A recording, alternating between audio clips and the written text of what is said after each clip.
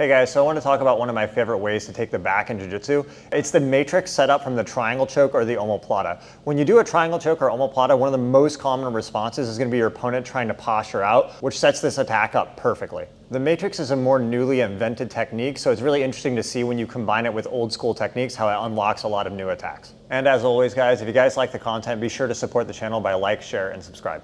So the first setup is going to be from the omoplata. We can get to the omoplata from one of two ways right now. So we're just going to have a collar sleeve and I'm going to have like a daily heel hook. I'm going to pull my elbow out really quick and I open this gap to go for the omoplata. From here I can switch to the omoplata and then I'm going to start going into the matrix. The other setup we'll use is if I instead have collar sleeve with the foot on the hip, what I like to do is I push the hip and I get my shin on the inside of his elbow space here, not on the outside. And now from here, it's easy to center up and I can kick through and take the omoplata. Either way, both situations gonna end in the same situation. I'm here and now I'm gonna underhook this calf and start to go for the matrix. So once we're in the omoplata, the first thing I'm gonna do is I'm gonna underhook this leg immediately and grab the calf material. Underhooking this leg serves two purposes. One, it's gonna stop my opponent from stepping over my body, which is a really common defense from the omoplata. So if I don't have this, he'll step over my body and now he can start trying to get around and pass from here. So go back. The other purpose is gonna be to set up the matrix. Okay, if my opponent doesn't posture here, I can bring him down with the legs and now I can switch up to go for like a classic omoplata finish, right? But what's gonna happen is one of the most common things, and I'm gonna show this in full speed eventually, but is as I'm here, do it slowly, he's gonna posture slowly for right now so I can show. And what's gonna happen is as he postures, it's gonna expose the matrix. What I wanna do is kind of loosen this omoplata leg as he goes up so my leg can slide down. I don't wanna follow him all the way up, posture up really hard here. See, if I'm up here, it's hard to throw the matrix. So as he postures up, I let this slide out, and now I'm gonna throw my legs over to hit the matrix. I'm gonna come up and grab the hip, I shrimp out here, I pull, and now I can go straight for the back here. When I do this in real time, I actually like to try to ride the momentum of his posture, so it's gonna look a little bit different. If you ever saw my matrix video where I overview the matrix, I talk about two ways to do it. Either you leave your hip on the ground or you follow it up and jump. So if I'm here on the omoplata and he postures really hard posture, I actually like to throw up really quick there like that, and I can jump. So it's kind of more of a jumping matrix. Another thing that can help when I throw this is whenever I underhook this leg, especially if it happens fast, like right as I omoplata, he starts to posture, I'm gonna clip this to rotate his toes inward. It's very hard to matrix, turn your foot out. It's very hard to matrix when his foot is turned out, right? Because I can't get behind, it's very hard on your knee. So I need his foot to turn inward to do a matrix. So when I'm here and he postures up really hard, posture up, right? When I hook this, he can't turn in. It makes it easier for me to chase this really quick, even if I didn't clip the far hip, because I have that clip on his ankle. Okay, so now we're gonna look at doing this from the triangle. So when I'm doing a triangle from collar sleeve, often I do the same idea. I get my shin inside like this. He'll usually be more centered stance when I'm playing with the foot on the hip. And when I'm here, if I see he's not holding this pant leg, then the triangle's open. If he has the pant leg, it's hard to shoot the triangle because he can stiff arm this down. So maybe he's trying to loop my leg or something like this, and I'm just gonna shoot my hips up. Now notice there's a huge distance here on the triangle when I do this, but that's fine. I can start pulling myself and clawing myself in, and if he comes in, I'm gonna get the triangle choke. But almost always when I get here, he's gonna resist back by posturing, and I'm gonna use this collar to help swing into the underhook. So posture up now, right?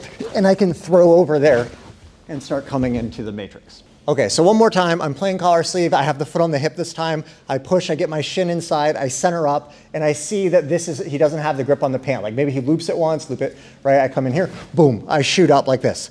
Now I'm already starting to swing before he even makes a decision. Because even if he doesn't posture, if I underhook here and he doesn't respond, I got the triangle choke. But almost always he's gonna posture, and I use that. And again, see how I really clip this heel in? Like this, and I rotate it in. That makes it hard for him to turn it. See, turn your knee back out. See, it's hard for him to even turn that. That makes it way easier to clip this. And again, I could jump up, or I could even stay on the ground, grab the hip, pull out here, and go for the finish. Okay, so a couple of other relevant things, whether I'm coming from the omoplata or the triangle choke, is you have to take the response the guy gives you, right? If I'm here and he just like comes into me, I might switch back up to the triangle, okay? So I always underhook and then I make my decision from here, but if he stays down, I might go omoplata. If he turns his head back into me and turn your foot out wide, then he's exposing the triangle. So you have to kind of make sure you're chasing the right thing. Another common thing will be, as I'm here, like let's say he doesn't posture up too hard, sometimes I can use this heel to push him forward, making it easier easier to throw this over. But as I throw over, he's gonna start sitting to his butt. Sit to your butt, yeah. So as he goes here, now the matrix finish is gonna turn more into like a crab ride. So what I do is I wanna use this hook here.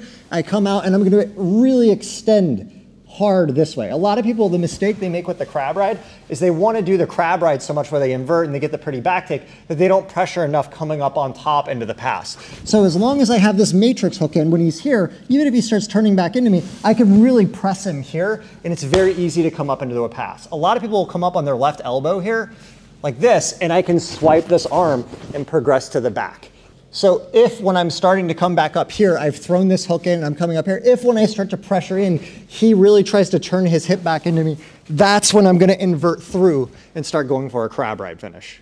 Okay, so another common issue when you go for this underhook is sometimes he's gonna posture up, but as he postures up, you can feel his foot is turned out so much that the angle to catch this matrix is probably gonna be hard. For whatever reason, you couldn't get the underhook good.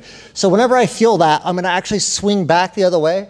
I put my right butterfly hook in and I'm gonna switch up to like an X guard here. I'm gonna block his shin and kind of lift and bump, and that's gonna make him go forward.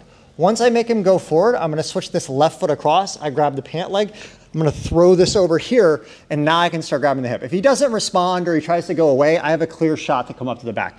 Most people here will try to bring their body weight back into you, and now what I'm gonna do, put your left knee down, is he might even try to grab my lapel here or something like this, right? Because he's trying to rotate back into me. I'm gonna control the hip and I'm gonna almost do an overhead sweep here like this, and that's gonna force him to post the hand and expose the back.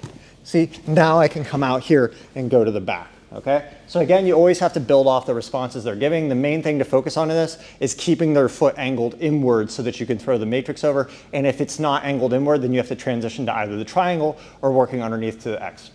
Also guys, keep in mind, I just showed this up from collar sleeve with the triangle or omoplata. It's a little bit easier from here because you have the collar, which tends to make them give you the response of posturing up. But you could actually do this really from any triangle or omoplata, right? I could be playing double sleeve and shoot a triangle, and if he starts posturing here, I can underhook and throw. You'll have a little less control, but if you're fast, you can totally do it.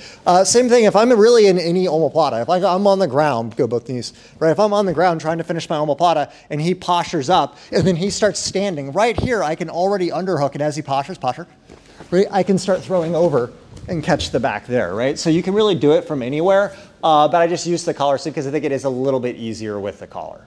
All right, guys, hope you like the content. Be sure to comment and let me know if you guys have future requests for videos or any topics you want me to cover. As always, if you guys like the channel, like, share, subscribe. Thanks a lot.